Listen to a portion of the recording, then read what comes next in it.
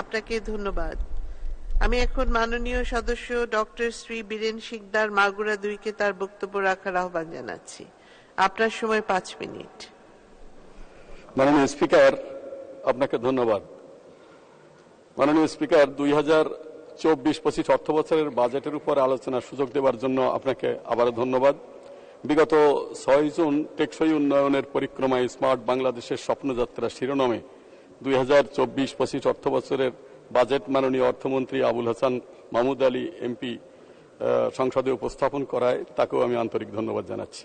মাননীয় speaker, budget আলোচনার শুরুতেই আমি স্মরণ করছি বাঙালি জাতিসত্তা বিকাশের মহানায়ক জাতির পিতা বঙ্গবন্ধু শেখ মুজিবুর রহমানকে স্মরণ করছি, তার যোগ্য সহধর্মিণী বেগম ফজিলাতুন্নেসা মুজিব সহ 1975 সালের 15ই আগস্ট কাল রাত্রিতে যারা বঙ্গবন্ধু পরিবারের শহীদ হয়েছিলেন সবাইকে আমি স্মরণ করছি এবং জাতীয় 4 নেতা, মুক্তিযুদ্ধের শহীদ 30 লক্ষ শহীদ এবং 2 লক্ষ নির্যাতিতা মা বোনকে আমি স্মরণ করছি।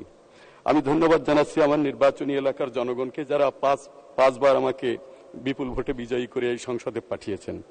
আমি মাননীয় প্রধানমন্ত্রী আমাদের প্রিয় নেত্রী দেশরত্ন শেখ হাসিনার কাছে কৃতজ্ঞতা জ্ঞাপন করি যে তিনি 5 বার আমাকে মনোনয়ন দিয়ে এই সংসদে প্রতিনিধিত্ব করার সুযোগ করে দিয়েছেন। মাননীয় স্পিকার, মাননীয় অর্থমন্ত্রী এই অর্থ বছরের জন্য 7,97,000 কোটি টাকার বাজেট উপস্থাপন করেছেন।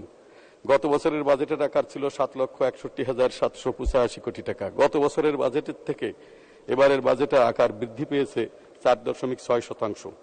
আমরা জানি সমগ্র পৃথিবীতে করোনার নেতিবাচক প্রভাব, ইউক্রেন রাশিয়ার যুদ্ধের কারণে সমগ্র পৃথিবীতে অর্থনৈতিক মন্দা সত্ত্বেও সবকিছুকে মোকাবেলা করে গত বছরের বাজেটের থেকে এবার বৃহৎ বাজেট উপস্থাপন করা সম্ভব হয়েছে আমাদের মাননীয় প্রধানমন্ত্রী আমাদের প্রিয় নেত্রী দেশরত্ন শেখ হাসিনার সুযোগ্য নেতৃত্ব এবং বলিষ্ঠতার কারণে।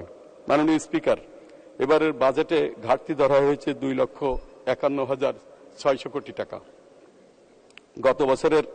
গত বছরেও ঘাটতি বাজেট ছিল, কিন্তু সে ঘাটতি মোকাবেলা করে বাজেট বাস্তবায়ন করা সম্ভব হয়েছিল। এবারও আশা করি এই ঘাটতি পূরণ করে আমরা বাজেট আমাদের এবারেও সঠিকভাবে বাস্তবায়িত হবে। মাননীয় স্পিকার,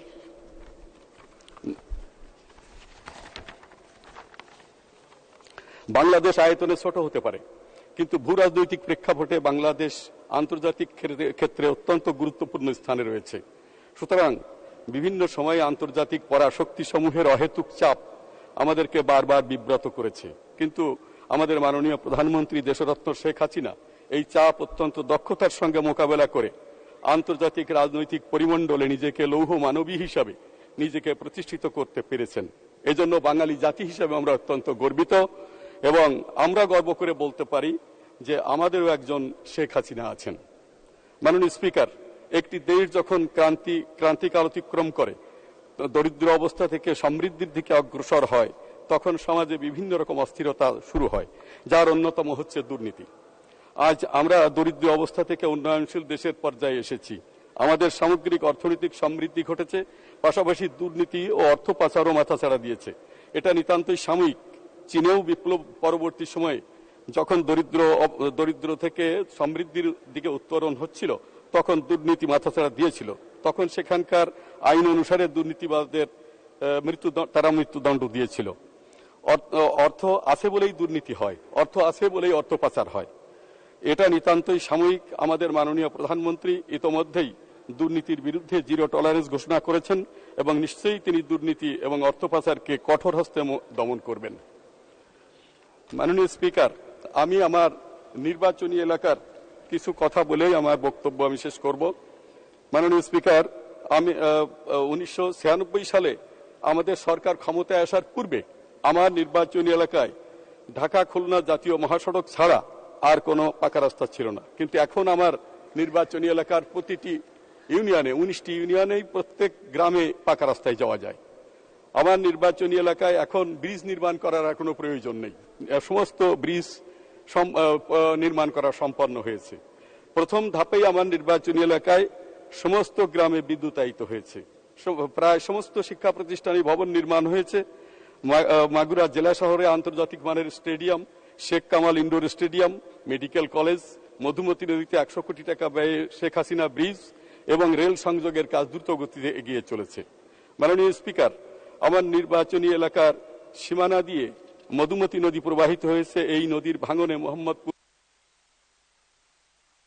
2 মিনিট। মোহাম্মদপুর উপজেলার পূর্ব অংশে ভাঙন কবলিত। ভাঙন প্রতিরোধের জন্য কাশীপুর, মোহাম্মদপুর এবং ঝামাবাজারের কিছু অংশে ব্লক দিয়ে স্থায়ীভাবে ভাঙন প্রতিরোধের ব্যবস্থা করা সম্ভব হয়েছে, কিন্তু বাকি অংশ বসুরধুলজুড়ি, কাশীপুর, ভোলানাথপুর, গোপালনগর, রায়পাশা, হরেকৃষ্ণপুর, আড়মাঝি, ঝামা অংশে ব্লক দিয়ে নদী ভাঙন স্থায়ী প্রতিরোধের ব্যবস্থা করা প্রয়োজন। মাননীয় পানি সম্পদ প্রতিমন্ত্রীর আমি দৃষ্টি আকর্ষণ করছি। মাননীয় স্পিকার, মাগুরা জেলা কৃষি নির্ভর জেলা।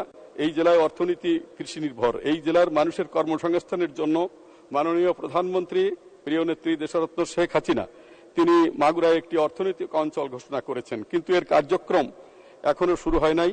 এর কার্যক্রম ত্বরান্বিত করা প্রয়োজন। আমি সেই সংশ্লিষ্ট মন্ত্রণালয়কে আমি অনুরোধ জানাচ্ছি। প্রত্যেক জেলায় একটি করে বিশ্ববিদ্যালয় হবে, মাননীয় প্রধানমন্ত্রী ঘোষণা করেছেন। মাগুরায় কোনো বিশ্ববিদ্যালয় নাই, যার ফলে আমি মাগুরায় একটি পাবলিক বিশ্ববিদ্যালয় স্থাপনের দাবি জানাচ্ছি।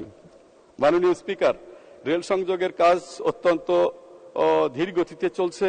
আমি দাবি জানাচ্ছি যে রেল সংযোগের কাজ যাতে ত্বরান্বিত হয়। মেডিকেল কলেজের কার্যক্রম এখন আমাদের 250 বেড হাসপাতাল যেটা আছে সেটাই পরিচালিত হচ্ছে।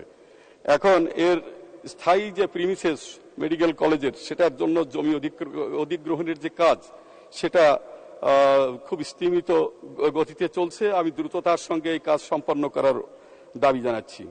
আমার নির্বাচনী এলাকা শালিখা উপজেলার আড়পাড়া এবং মোহাম্মদপুর উপজেলার সদরে 2টি পৌরসভা স্থাপনের দাবি জানাচ্ছি। এখনো যে সকল শিক্ষা প্রতিষ্ঠানে ভবন নির্মাণ হয়নি, যে সকল শিক্ষা প্রতিষ্ঠানে ভবন নির্মাণ, সেই সমস্ত শিক্ষা প্রতিষ্ঠানে ভবন নির্মাণের দাবি জানাচ্ছি। কিছু ছোট রাস্তা এখনো বাকি রয়েছে, সেগুলি পাকা করার দাবি জানাচ্ছি। মাননীয় স্পিকার, আমাদের মাননীয় প্রধানমন্ত্রী 1 মিনিট শেষ করবেন। আজ দেশ উন্নয়নের সোপানে উপনীত। বাংলাদেশ আজ উন্নয়নের রোল মডেল। সমগ্র বিশ্বের মানুষ আজ বাংলাদেশের দিকে প্রশংসার দৃষ্টিতে তাকায়।